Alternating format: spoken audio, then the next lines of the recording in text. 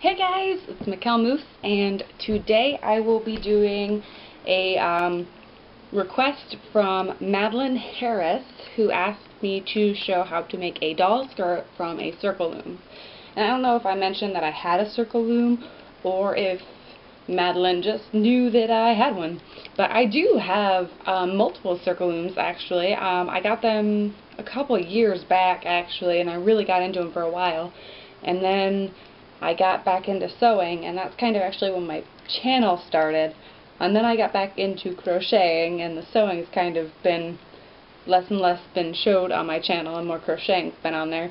But when she requested that I do a circle loom, I was like, ooh, I can play with my circle loom again. So I've never made a doll skirt before, but I think it would be relatively easy, so I don't think I'll have a problem doing it. But like I said, I had a whole kit. I have a multiple circle looms. So the circle loom that I'm using is a 24-pin circle loom, and I don't have my handy-dandy measuring tape anywhere. I'm going to guess that it's like 4, you can see my hand on there, hopefully that's helpful, or like my doll's legs fit, it sticks on her thighs, but her legs fit into it pretty nicely. So that is the size of the circle loom that I'm using. So sorry I didn't actually measure it before starting. But what I have found with circle looms is that when you're using just like one size of regular yarn, it's really airy and it's not thick enough, in my opinion. So what I like doing is I like doubling up the yarn. Now you can double it up with the same color, or you can do what I'm doing today, and I'm using 2 different colors, or you can use 3 different pieces of yarn and get a really nice thick skirt or hat or whatever you're making from your circle loom. So I would just suggest at least doing 2. And so you're just going to tie a slip knot just like you're going to crochet. But obviously we're not today. But so there's this little nubbin on your circle loom there, and that is where you're going to put your first little knot there. And then what you're going to do is go down into the circle loom, and you're going to wrap around like that, and then you're going to move to the next one, and you're going to wrap around. And I cannot stress how important it is to just do this loosely, because if you do it too tightly, you're not going to be able to pull it over the next one. So you're just going to keep wrapping it around in a circle like that, around each one. And I'm just going to let the yarn kind of do whatever it wants. I'm not really trying to force like the white to be on top or whatever.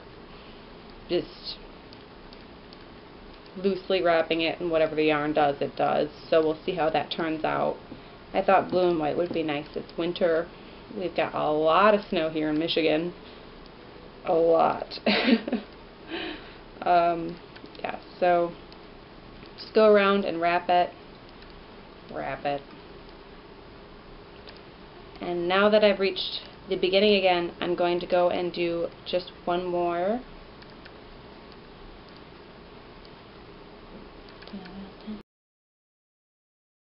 Alright, so we've got 2 loops on each nubbin, and the kit that I had came with this little tool here,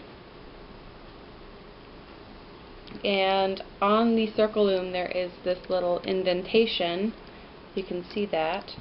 I'm going to start with the one that is loose, that's hanging from my finger, and I'm going to pull up and over.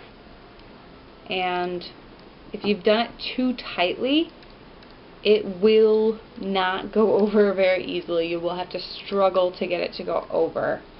So that's why you need to do it loosely, not too loosely, because then you're just going to have a mess. But just after you try it a couple times, like this is your first time using a circle loom, just try wrapping it around the top a couple times until you get the feel of it. you want it to easily just flip over like this. And that piece of yarn should not even be there. As I go around, I just use my fingers and push the other pieces down, because we need to rewrap with each new row. And the neat thing about circle looms is that it's really easy once you get the first wrapping, like the tightness of it down. It's really easy to do, and you can complete a project in no time flat.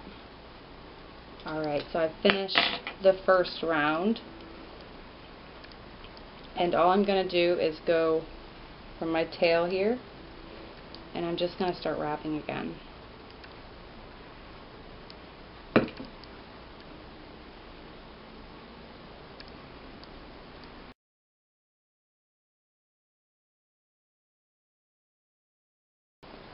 Alright, made it all the way around again, and just pulling up and over, and this time it's a little bit tighter than it was before. You could see that I was struggling a little bit more than I am with these ones, because that last one was tight. But you're just going to keep doing that until you just wrapping and flipping over until you get the length that you're looking for. So I'm just going to keep doing that until I decide it's long enough, I guess. After you hit like your 4th or 5th row, you're going to want to just let this bad boy go. Once this piece gets a little bit longer, you're going to want to tie it off on one of those bottom strands, because it'll be loose and the whole thing can unravel. And so you'll just tie, where'd it go? Where'd it go? So hopefully you can see this, but I'm just going to grab this white piece here and just tie it into a knot. That way it doesn't unravel.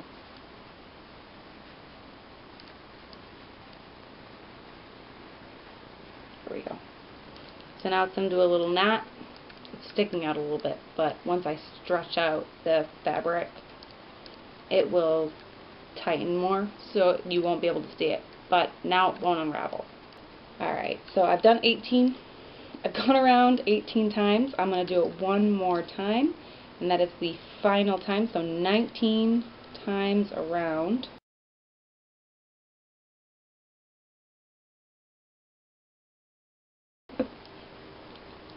Alright, so I went all the way around, and now I'm going to pull it out so I have a nice long tail.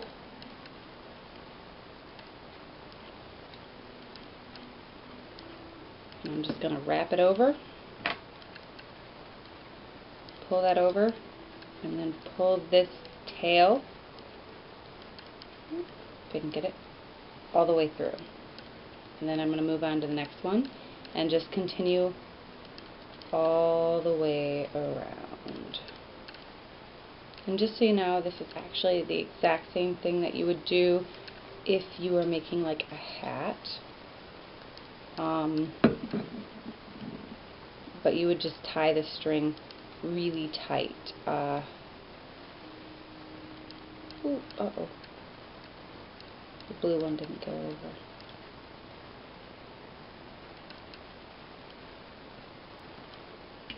So it's just over.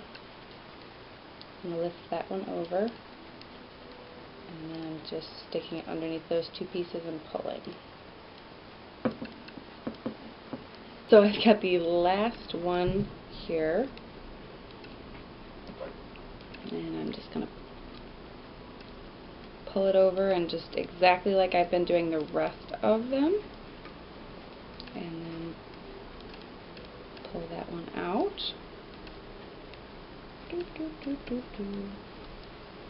Alright, and now you might be wondering why I have such a long string on here. but that is so I can adjust it to the length that I need for the doll. And I'm just going to flip it inside out. That way, hang on, let me cut this extra long string.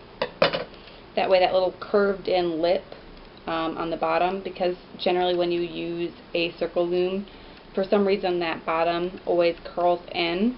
And you can just do a regular crochet around the bottom to kind of weigh it down, but I'm just going to leave it just as this, just a regular crochet, or regular circle loom, I'm sorry. But so I'm just going to pull it out a little bit. I haven't tied that top yet, so I've still got that string kind of loose there, so I can tighten it or shorten it as needed. And bring over Jinsey here, who is my lovely model for the day. And pull it up. And just kind of see how big or loose I need to leave it. And then you're just going to take this little hook, pull it through, and just kind of make a knot.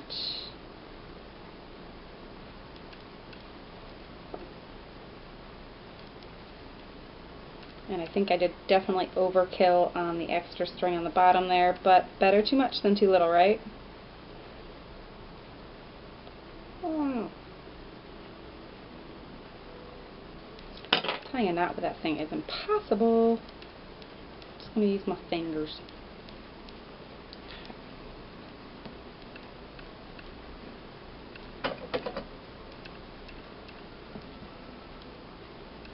I'm going to do one more knot just for some extra security. Alright, and then I'm going to cut off that excess there. It definitely could have gone a little bit longer on the skirt, but there you have it, how to use a circle loom to create a skirt for a doll. And the great thing about the circle loom is that it is really wonderful for beginners or for someone who's trying to get a project done quickly. It's really fast, really easy to do, and there's a lot of really fun things that you can do with them. I hope you guys enjoyed this video. So comment, like, subscribe, do all that jazz.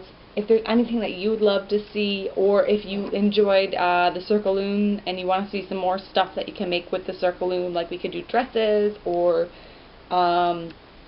make hats for actual people-size heads, or doll heads, because I do believe this small, look at it's like a crown.